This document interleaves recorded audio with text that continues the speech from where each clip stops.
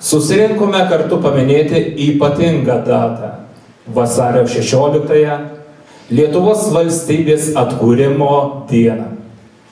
Tai diena, kai pagerbėme mūsų tautos ryžtą, tikėjimą ir laisvės siekį.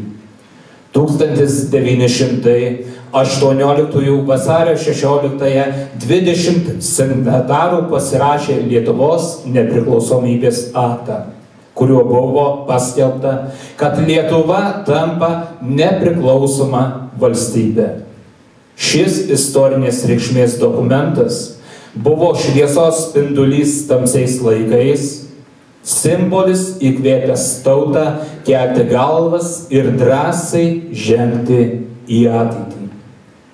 Šiandien, praėjus daugiau nei 100-mečiui, mes esame čia laisvi, vieningi ir stiprūs. Kiekvienas iš mūsų yra tos istorijos dalis. Kiekvienas žingsnis, kuriuo einame į priekį, yra pagarbos ženklas tiems, kurie kovojo už mūsų laisvę ir teisę kurti savo valstybę. Tad kviečiame šią dieną prisiminti istorijos pamokas, pasidžiaugti mūsų pasiekimais ir svarbiausia, pažvelgti į ateitį su viltimi ir tikėjimu. Minėdami brangią Lietuvoje datą, vasario 16-ąją, džiaugiamės galėdami scenoje matyti ir netrukus išgirsti Alytaus kultūros centro kamerinį chorą Varsa. Jau turėtų būti plojimai.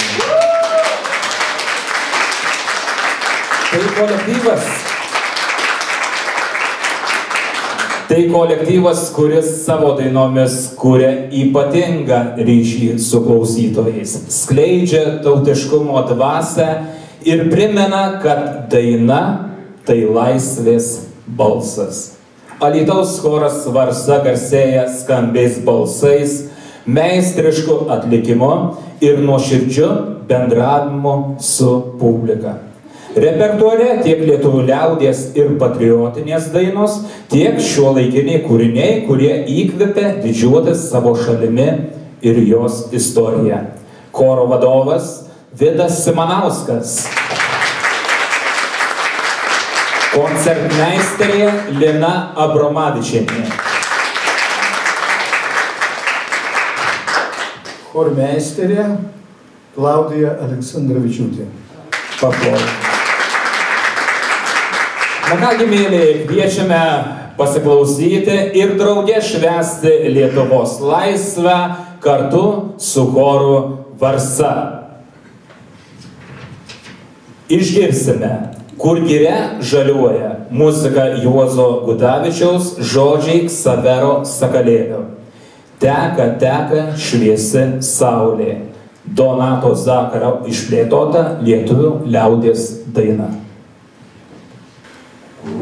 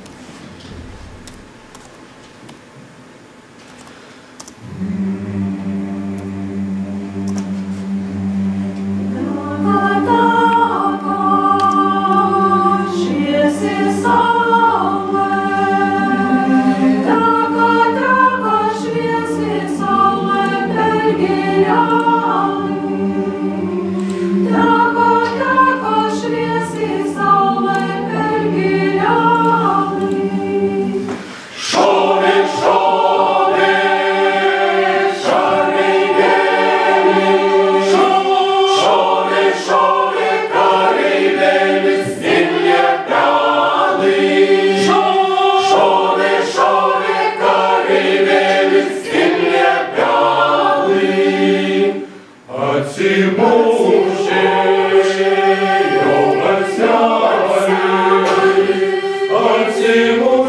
jau varsašai,